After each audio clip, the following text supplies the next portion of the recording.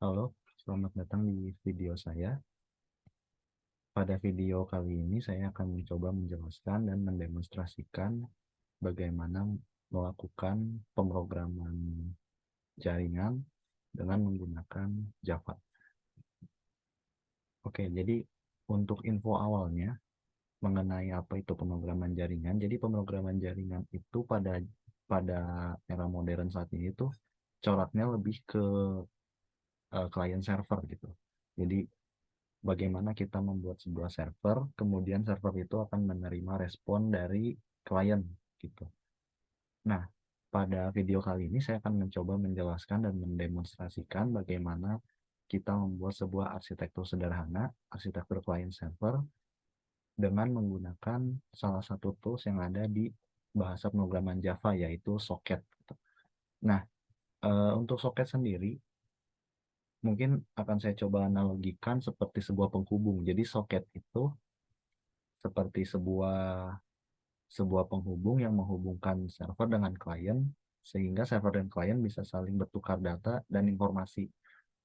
Nah, dalam pemrograman Java, socket sendiri sudah tersedia di dalam library class-nya gitu. Oke, mungkin langsung saja kita akan coba membuat atau mendemonstrasikannya. Jadi untuk langkah yang pertama kita harus membuat dua file Java untuk fungsinya masing-masing dengan fungsinya masing-masing. Jadi ada yang server dan klien. Untuk server sendiri kita akan memasukkan kode program agar bagaimana server menerima respon dari klien, kemudian nanti klien akan mengirimkan responnya ke server. Jadi nanti server akan menerima apa yang dikirimkan oleh klien gitu. Nah, untuk melakukannya sendiri ada beberapa tools atau library yang harus kita import. Di sini saya menggunakan Visual Studio Code. Dan di Visual Studio Code sendiri sebenarnya tidak perlu repot-repot melakukan import, kita cukup melakukan inisialisasinya saja gitu. Langsung inisialisasi dan nanti otomatis Visual Studio Code akan memasukkan package mana yang harus diimport. Oke, jadi yang pertama harus kita lakukan, kita akan melakukan inisialisasi terlebih dahulu. Di sini saya akan menuliskan komentarnya. Inisialisasi untuk software server dan input stream. Nah, socket itu sendiri ya untuk yang tadi untuk menghubungkan dengan klien dan input stream itu untuk menerima inputan dari klien. Oke, nah untuk menginisialisasi socket sendiri ada beberapa class gitu ya, ada beberapa class seperti yang tadi saya bilang. Yang pertama adalah socket server, maaf maksudnya server socket. Di sini kita akan membuatnya dengan server sock gitu ya, kemudian new. Nah, kita masukkan server socket. Nah, untuk server socket sendiri di sini kita harus menginputkan portnya gitu. Portnya nanti yang akan disinkronkan dengan klien. Nah, di sini saya akan masukkannya dengan oke. Nah, di sini ada yang masih error. Jadi, mengapa di sini masih error? Nah, di sini kita bisa melihat unhandled exception. Jadi, untuk memasukkan eh, baris kode ini, kita harus menginputkannya di dalam package. Gitu. Kita akan menginputkan package di sini. Kemudian di sini kita bisa tuliskan sebagai interface. Nah, buat teman-teman yang belum tahu, jadi try and catch itu adalah salah satu konsep dalam pemrograman Java di mana nantinya Java dapat membaca bahwa sebuah error dalam sebuah program masih tetap dibaca sebagai sebuah atau bagian dalam program itu, jadi tidak akan dibaca sebagai error gitu. Nah, untuk lebih lanjutnya nanti bisa dipelajari di pemrograman berorientasi objek. Oke, nah untuk selanjutnya tools yang harus kita inisialisasikan itu adalah, nah tools selanjutnya adalah socket. Socketnya itu sendiri gitu. Nah, kita akan membuat socket ya. Untuk soketnya sendiri, kita masukkan server sock. Nah, di sini kita akan memasukkannya sebagai server sock accept. Nah, mengapa hal itu harus di apa ya, harus diinisialisasikan sebagai server sock accept? Karena kan di sini server. Nah, server ini harus menerima input dari klien. Makanya kita harus memasukkannya server sock accept. Masukkan ya. Oke. Nah, di sini sudah ada. Nah, sekarang kita tinggal membuat input stringnya. Input stringnya itu kita menggunakan library class namanya data input string. Data input string kita kecil string. Ini data input string. Nah, untuk parameter yang akan kita berikan di sini adalah socket get input string. Oke, nah kan di sini sudah ada server socket, kemudian soketnya juga sudah ada, dan input stringnya juga sudah ada. Gitu. Nah, langkah selanjutnya adalah kita akan bagaimana menerima inputannya gitu dari klien. Nah, langkah selanjutnya adalah kita akan menerima input dari klien. Adalah menu input string. Nah, di sini kita bisa melihat ada read UTF. Nah, read UTF ini mohon maaf, mungkin akan saya coba periksa terlebih dahulu.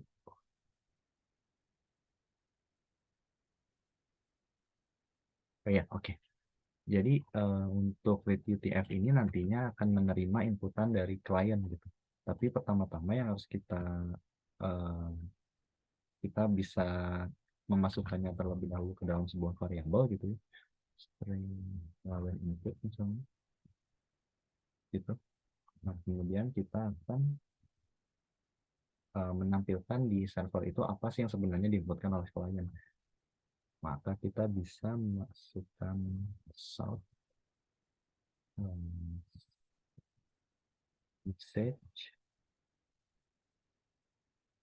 client input gitu. Nah, jadi nanti ketika klien mengirimkan sebuah input, nantinya server akan menerima apa yang tadi dikirimkan oleh klien. Oke, nah sesudah selesai ini semua, kita coba cek lagi di klien backup. Oke ya, sudah sesuai dan kita setelah itu kita akan melakukan closing dari soketnya itu sendiri. Nah, kenapa harus di closing? Karena kan kita menganggap bahwa dalam demonstrasi ini tidak ada lagi data yang diinputkan, jadi kita harus close. Nah, supaya kalau di real world-nya gitu, di dunia nyatanya tidak terjadi kebocoran. Nah, eh, kita akan menutupnya dengan menginputkan instruksi service sock close. Gitu. Oke, nah di sisi server sudah selesai. Nah, selanjutnya adalah kita membuat di sisi klien. Nah, di sisi klien ada beberapa library juga yang harus diinputkan, tapi uh, beberapa library itu sendiri sama sebenarnya dengan yang tadi di server gitu. Nah, akan mengimportkan dulu, mungkin bisa secara otomatis. Misalnya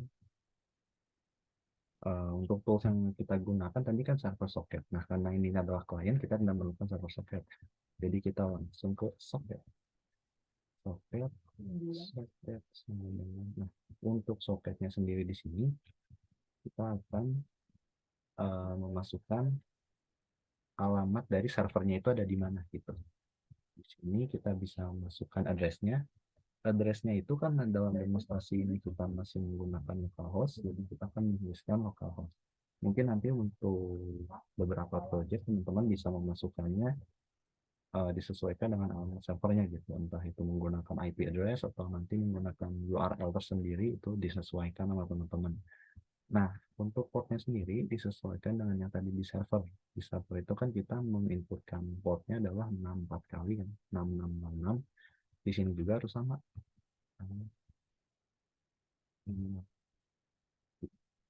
Nah, di sini bila teman-teman perhatikan di sini kan masih error juga ya. Nah, sama teman-teman seperti yang tadi di server, kita juga harus memasukkannya atau menginputkan kode program ini di dalam sebuah private cache. Gitu. Ini saya coba copy dan di sini kita langsung aja masukkan ke instansi. Nah, kemudian karena tadi itu kan lihat data stream input ya kan teman-teman. Data input stream. Nah, karena di sini kita akan memberikan sebuah input ke sini, kita akan menggunakan library-nya itu sedikit berbeda, yaitu data output stream.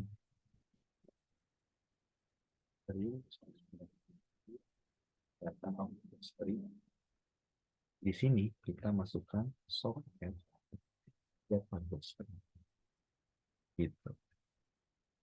Nah, oke teman-teman. Nah, misalnya di sini mungkin saya akan coba bikin komentarnya supaya lebih jelas.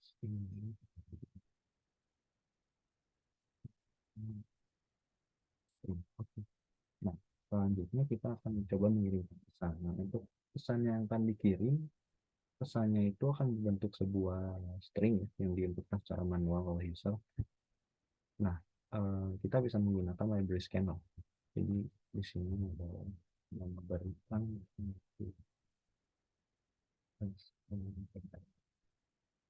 jangan respon memberikan input data terpadu. Oke, di sini kita akan menggunakan scanner class. Untuk teman-teman yang belum tahu, scanner class itu adalah class yang ada di Java untuk melakukan input ya. Di sini kita akan membuat scanner input. Ini scanner. Ini kalau dari sistem in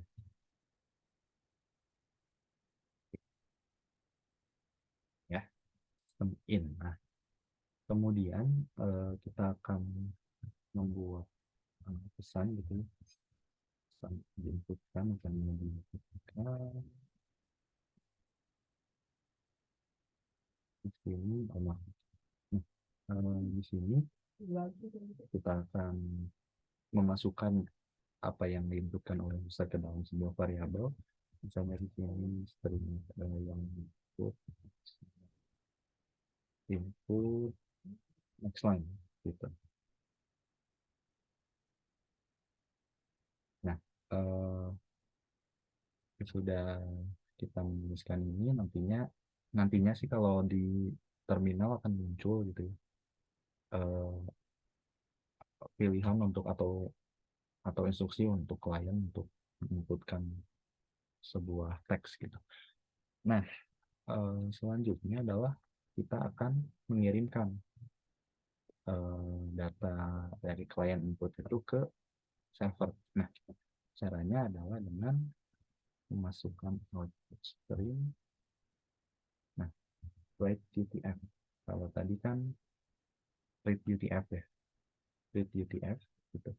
Nah, kalau yang sekarang ini write UTF gitu. Dan datanya apa? Datanya adalah client input. Tuh, oke. Sudah semua, ada satu part yang harus diperhatikan juga, yaitu output stream flash.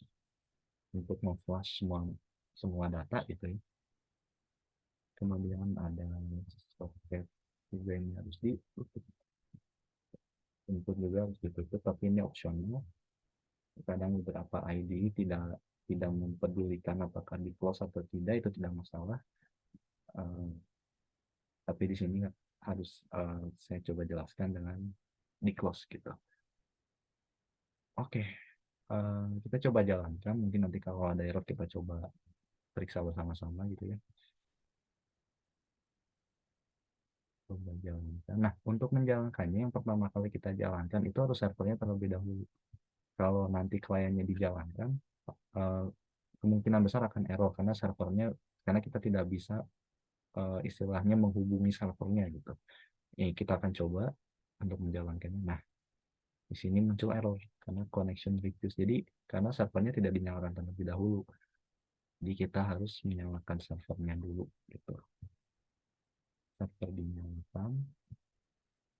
Nah, di sini bisa kita lihat ya, programnya menggantung gitu. Jadi programnya itu bukan bukan dibilang berjalan tapi tidak ada proses apapun karena dia sedang menunggu gitu, menunggu inputan dari klien gitu. Nah, di sini kita akan menjalankan kliennya. Kalau tadi error, sekarang kan sudah dijalankan servernya. Kita coba di sini muncul di kliennya itu message, artinya sudah berhasil menghubungi klien, apa menghubungi servernya gitu si kliennya itu. Nah, kita tinggal masukkan aja misalnya untuk mendemonstrasikannya from client gitu ya.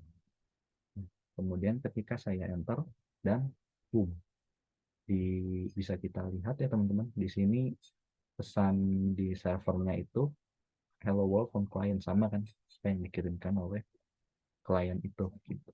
Nah, teman-teman, ini adalah salah satu demonstrasi sederhana tentang bagaimana pemrograman jaringan dengan soket menggunakan bahasa pemrograman Java. Jadi beberapa poin penting yang harus diingat adalah membuat dua kode program, satu untuk server dan satu untuk klien, dan satu lagi untuk memastikan library apa saja yang diimport gitu untuk diinisialisasikan. Oke, mungkin untuk video selanjutnya akan saya coba jelaskan eh, sebuah trik gitu ya, sebuah pemrograman jaringan yang lebih advance gitu, yang lebih tricky. Jadi mungkin di video selanjutnya akan saya coba jelaskan bagaimana sebuah proses read and write, tapi di dua sisi ini gitu. Kalau tadi kan write-nya dilakukan di klien, kemudian servernya read. Nah, mungkin di video selanjutnya akan saya coba jelaskan bagaimana read and write, tetapi di dua sisi ini gitu. Jadi server juga bisa melakukan read and write dan klien juga bisa melakukan read and write. Oke, mungkin itu saja untuk video pembahasan kali ini. Tetap semangat untuk belajar pemrograman dan sampai jumpa di video selanjutnya. Terima kasih.